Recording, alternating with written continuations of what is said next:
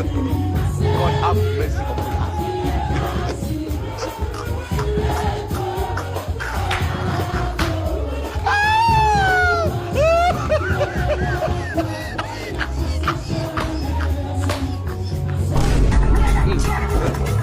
God have mercy upon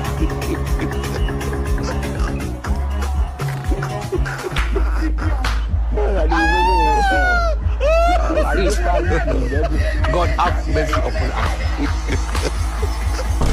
Me shop kaze again now, winner. Oh, me can't kaze again now. The woman from Kosala will do the kaze. Who made them want to take him and back to Lakawa? Okay, Jackie. Father guy. Wajé fa video wajé fa video Way, got no internet fwink.